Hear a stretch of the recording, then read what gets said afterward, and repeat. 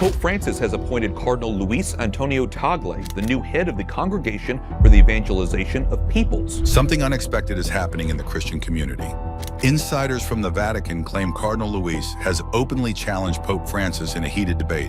Reports suggest patience wore thin between the two leaders, with the Church's future at stake. Pope Francis is reportedly choosing his successor, and Cardinal Tagle's name has surfaced. But was the debate about Tagle's potential succession? Or is there more to this story? What can we expect from Cardinal Tagle in this new Vatican position? Cardinal Luis over the years. To understand why Cardinal Luis and Pope Francis might find themselves at odds, it is crucial to first grasp the immense importance Cardinal Luis Antonio Tagle holds within the Church and what he has achieved over the years. Who is Cardinal Luis Antonio Tagle? Often referred to as the Asian Francis, Tagle is one of the most prominent figures in the Catholic Church today. Born in the Philippines, a nation with a strong Catholic heritage, he quickly rose through the ranks to become a symbol of hope, compassion, and progressive leadership. As a scholar, theologian, and pastor, his journey has been nothing short of extraordinary. Tagle was ordained as a priest in 1982 and later earned a doctorate in sacred theology from the Catholic University of America. His academic prowess and deep understanding of church teachings set him apart early in his career.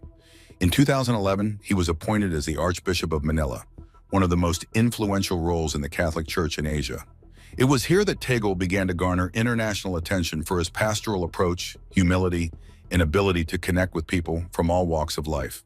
Over the years, Cardinal Tagle has been at the forefront of numerous initiatives aimed at addressing poverty, inequality, and social justice. These are issues deeply ingrained in the Catholic mission. He has championed causes like disaster relief in the Philippines, where his leadership during typhoons and natural calamities showcased his dedication to serving the marginalized. His ability to empathize with the poor and downtrodden earned him the nickname the People's Cardinal. In 2015, Cardinal Tagle hosted Pope Francis during his visit to the Philippines, which drew millions of attendees. It was a proof of his influence and popularity. The event solidified his reputation as a unifying figure capable of mobilizing large-scale support for the Church's mission. In addition to his pastoral work, Tagle has played a significant role on the global stage. As president of Caritas Internationalis, he has led the Catholic Church's humanitarian efforts worldwide. This role further amplified his voice on pressing global issues like climate change, migration, and economic disparity. His leadership has been marked by an emphasis on mercy, compassion, and inclusivity, aligning closely with the values Pope Francis has promoted throughout his papacy.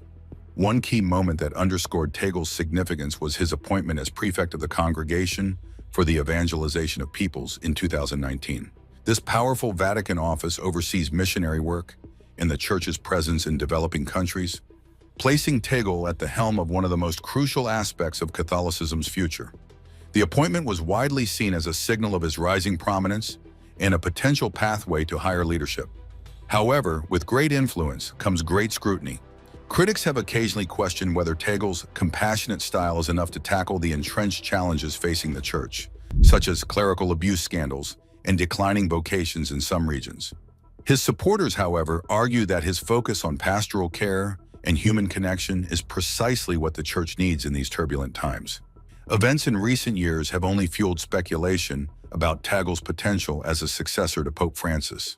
His ability to inspire hope and bridge divides makes him a compelling figure, but it also places him at the center of debates about the Church's direction. To truly appreciate the dynamics at play, one must consider the broader context of church politics. The Catholic Church has a global reach and deep-rooted traditions. It is often a battleground for competing visions of its future. Figures like Cardinal Tagle embody both the promise and the complexity of navigating these tensions. But when it comes to agreeing with and working in harmony with Pope Francis, he might not have been the perfect fit. So how is the relationship between Cardinal Luis Tagle and Pope Francis? Cardinal Luis and Pope Francis. Cardinal Luis Antonio Tagle and Pope Francis are two of the most prominent figures in the modern Catholic Church. Both are deeply admired for their compassion, humility, and commitment to the Church's mission. Yet their beliefs, mindsets, and approaches to leadership set them apart in striking ways. To truly understand their dynamic, we have to explore what defines them individually and what unites them. Let's start with Pope Francis. Born Jorge Mario Bergoglio in Argentina, Pope Francis is the first Jesuit pope and the first from Latin America. From the very beginning of his papacy, Francis has made it clear that he intends to lead with humility and a focus on the marginalized. His now iconic decision to live in the Vatican guest house rather than the Apostolic Palace was a symbolic break from tradition. His actions consistently demonstrate his commitment to simplicity and his rejection of clerical privilege. Francis has been a reformer, shaking the foundations of a church often criticized for its conservatism. He has addressed issues like climate change, economic inequality, and the plight of migrants with a fervor that some find inspiring and others find unsettling. Francis's leadership is marked by his focus on mercy, inclusion, and dialogue, often pushing boundaries in ways that make traditionalists uneasy. He has opened the door to discussions on topics previously considered taboo, such as divorced Catholics, receiving communion, and LGBTQ inclusion in the church. On the other hand, Cardinal Luis Antonio Tagle's rise to prominence has been shaped by his unique background and the challenges of serving as a leader in Asia. Tagle, often referred to as the Asian Pope in waiting, brings a pastoral approach that emphasizes listening, empathy, and closeness to the people. As the Archbishop of Manila and later as prefect of the Congregation for the Evangelization of Peoples, Tagle has consistently focused on addressing poverty, inequality, and the needs of the marginalized. This is a mission deeply aligned with Francis's priorities. Tagle's demeanor, however, is often described as more gentle and reflective compared to Francis's direct and sometimes confrontational style. Tagle's speeches and homilies are filled with warmth and a personal touch, resonating deeply with the faithful. He has a gift for storytelling and a way of making theological concepts accessible to everyday people. This approach has earned him immense popularity, especially in the Philippines, where Catholicism plays a central role in the culture. While both leaders share a passion for social justice and a heart for the poor, their approaches to governance and reform reveal key differences. Pope Francis has been unafraid to confront the Church's internal issues head-on.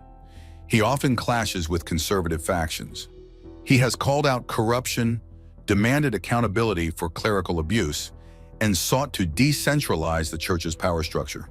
His reforms have not been without resistance, as many within the Vatican and beyond see them as too radical or too fast-paced. Tagle, on the other hand, is seen as a unifier. He tends to avoid confrontation and instead focuses on building bridges between different factions within the Church. His style of leadership is more about gentle persuasion than sweeping reforms. This has led some to view him as a potential successor to Francis, who could continue the Pope's vision while mending divisions within the Church. However, others see this approach as lacking the boldness needed to address the Church's most pressing challenges. One example of their differences can be seen in their handling of public appearances.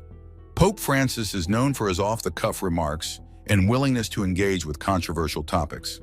He often speaks with a raw honesty that has endeared him to many but has also led to misunderstandings and backlash. For example, his comment, "Who am I to judge?" regarding LGBTQ individuals was groundbreaking, but also started debates within the Church about its stance on sexuality. Tagle, on the other hand, is more measured in his public statements. He carefully chooses his words, ensuring they inspire without causing unnecessary controversy. His approach reflects his belief in the power of dialogue and understanding, even when addressing sensitive issues. This has made him a beloved figure in the Philippines and a respected voice on the global stage, but it has also led some to question whether he has the decisiveness required for higher leadership. What makes these two leaders similar is their shared commitment to bringing the Church closer to the people. Both have a deep love for the marginalized and a desire to see the Church as a force for good in the world. They embody the values of compassion, humility, and service, inspiring millions with their example. Their shared vision of a church that prioritizes mercy and inclusion over judgment and exclusion has been a guiding light for many Catholics navigating a rapidly changing world. However, their differences cannot be ignored. Francis's boldness and willingness to challenge the status quo stand in contrast to Tagle's softer, more cautious approach. Where Francis seeks to shake things up, Tagle aims to steady the ship. Both styles have their merits, but they also highlight the tensions within the church as it struggles with questions of identity, relevance, and direction. Take, for example, their responses to the COVID-19 pandemic. Pope Francis used the crisis as an opportunity to call for a more just and compassionate world. He delivered powerful messages about global solidarity and the need to address systemic inequalities. His Urbi et Orbi blessing in an empty St. Peter's Square was a hauntingly beautiful moment that captured the world's attention.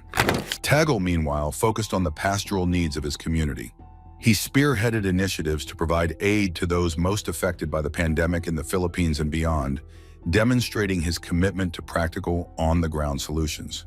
His actions were a testament to his belief in the importance of personal connection and tangible support during times of crisis. Ultimately, what makes Cardinal Tagle and Pope Francis so fascinating is not just their similarities or their differences, but the way they represent two complementary facets of the Church. Francis embodies the prophetic voice, challenging the Church to live up to its ideals and confront its failings. Tagle represents the pastoral heart, reminding the Church of its mission to care for and uplift the people it serves. Their dynamic is a reflection of the broader tensions within Catholicism, between tradition and progress, between reform and stability, between the global and the local. It is a tension that has defined the Church for centuries and will continue to shape its future. But now it seems like they might not get along well together. So will Pope Francis still consider Cardinal Tagle as his successor? Is he up for candidacy? There are whispers from the Vatican that Pope Francis is considering who might take over when his time as Pope ends. This decision is always surrounded by tradition and a lot of speculation, and Cardinal Luis Antonio Tagle's name keeps coming up. First, let's look at how Pope Francis became Pope. Back in 2013, after Pope Benedict XVI stepped down, Francis was chosen. It was a big moment for the Church because he was the first Pope from Latin America, the first Jesuit Pope, and he took the name Francis to show his focus on humility and service. His leadership has been bold and reform-driven, touching on issues like social justice and environmental care. But this boldness hasn't pleased everyone, especially some of the more traditional members of the Church. Traditionally, a new pope is chosen during a conclave, where cardinals under 80 gather to vote in secret. While what happens inside stays private, the guesses and theories outside never stop. Cardinal Tagle has often been seen as a top contender. He has the charisma, the experience, and a reputation as a pastor who connects deeply with people. From his time as Archbishop of Manila to his position in the Vatican overseeing evangelization efforts, he has become a major figure in the Church. Despite the difference in their personalities, many still see Tagle as someone who could follow in Francis's footsteps. Like Francis, Tagle emphasizes compassion, inclusivity, and taking care of the poor. His approach aligns with the kind of church Francis has been trying to shape, one that's closer to the people and more focused on mercy. But critics question if he has what it takes to tackle the big issues facing the Church today. The Church is at a crossroads. Whoever becomes the next pope will have to deal with declining numbers of priests, ongoing clerical abuse scandals, and debates over the role of women in the Church. Tagle's experience working with Caritas Internationalis, a group that helps people in need worldwide, shows he understands the global challenges the Church faces. His gentle, bridge-building style could bring people together. But others argue that the Church might need a stronger, more decisive leader for these tough times. If Tagle were to become pope, many think it would signal some big changes. His deep connection to the poor could push the Church to focus even more on social justice. He is known for explaining complicated Church teachings in simple, relatable ways, which could help younger people reconnect with their faith. But not everyone would be happy. Some traditionalists fear that his progressive views could create more divisions within the Church instead of healing them. Still, there are those who doubt Tagle's chances altogether. Some think his different way of handling things and more conservative mindset might actually hurt his chances, especially if people push for someone with a similar vision to what Pope Francis has. Now the question is Cardinal Tagle still in the running? It is hard to say. His name will likely keep coming up as the Church looks to its future, but his path to the papacy is anything but certain. What's clear is that the decision about the next pope will be a turning point for the Church. It will shape how it addresses the challenges of the modern world and how it balances its rich traditions with the need for change. This decision also depends on who is up against him for this position. Do others have a better chance of being chosen as the next pope? Other potential successors. When it comes to the question of who might succeed Pope Francis, Cardinal Tagle is not the only name being discussed. The Vatican is full of influential figures, each with their unique approach to leadership and faith. First up is Cardinal Pietro Parolin, known as the Vatican Secretary of State. He is essentially the Church's top diplomat. If you think navigating international relations is tough, imagine doing it while balancing the interests of the world's largest religious institution. Parolin has been pivotal in negotiating delicate situations, such as the agreement between the Vatican and China on appointing bishops. That's no easy thing to do, considering the complex politics involved. Parolin is seen as someone who values tradition, but knows how to play the long game when it comes to diplomacy. His ability to keep peace and build bridges could make him a strong candidate for the papacy. However, critics argue he might not be the bold reformer the Church needs right now. After Parolin is a name that excites the more conservative side of the Church, Cardinal Robert Sarah. He is from Guinea, and he is a staunch defender of traditional Catholic values. He has spoken out strongly against what he sees as a moral decline in the modern world, emphasizing the need to return to the Church's roots. Cardinal Sarah's leadership style is very different from that of Pope Francis. Where Francis has pushed for inclusivity and reform, Sarah represents a more reserved and cautious approach. He has also been vocal on liturgical matters, advocating for the preservation of traditional Latin Mass. While Sarah's supporters believe he could steer the Church back to its foundations, others feel his strict adherence to tradition could alienate younger Catholics or those hoping for more progressive changes. Still, his rise to prominence as a global voice for conservatism keeps his name in the running. Then there is Cardinal Christoph Schönborn of Austria. A theologian with an impressive intellectual pedigree, Schönborn is known for his role in editing the Catechism of the Catholic Church. His academic background and pastoral experience make him a well-rounded candidate. But what makes Schönborn stand out is his ability to engage with contemporary issues without losing sight of the Church's teachings. For example, he has been open to discussing topics like family life and the role of divorced Catholics, aligning him somewhat with Pope Francis's more inclusive vision. However, Schönborn's health has raised concerns in recent years, which could play a role in whether he is seriously considered as a contender. Still, many admire his thoughtful, balanced approach to leadership. Let's talk about Cardinal Marc Ouellet from Canada. Currently the prefect of the Congregation for Bishops, Ouellet has been involved in shaping the leadership of the Church worldwide. He is seen as a pragmatic figure who understands the importance of choosing the right leaders to guide the Church in different regions. Ouellet shares some similarities with Pope Francis, particularly in his emphasis on evangelization and his concern for social issues. However, he is also seen as someone who values tradition, which makes him appealing to both moderates and conservatives.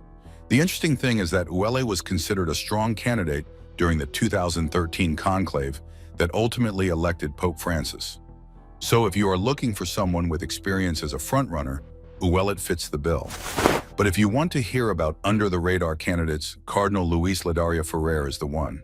As the prefect of the Congregation for the Doctrine of the Faith, he is responsible for upholding and interpreting Church teachings. His role is not flashy, but it is one of the most important in the Vatican. Ladaria is known for his calm demeanor and scholarly approach.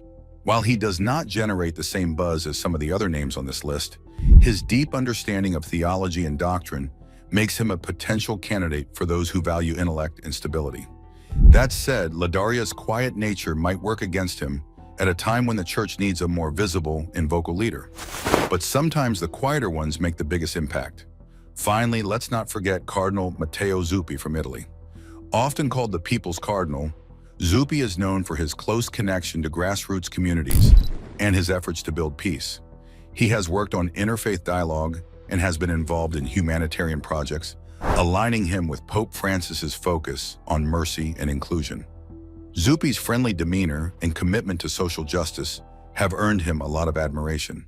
Many believe he could bring a fresh perspective to the papacy while continuing the reforms Francis has championed. But will his relatively low profile on the global stage work against him? That remains to be seen. So, who will be the next pope? This was the lineup of potential successors, each with their own strengths and challenges. From the diplomatic skills of Parolin to the traditional values of Sarah, the intellectual insights of Schönborn, and the grassroots focus of Zuppi, the next pope could take the church in very different directions. Now, the big question is, who do you think it will be? Will the church lean toward tradition, or will it embrace progress? Drop your thoughts in the comments below. And before you go, don't forget to hit that subscribe button. We have more updates about the news of the upcoming pope. Click on the notification bell so you don't miss our next video. Thanks for watching.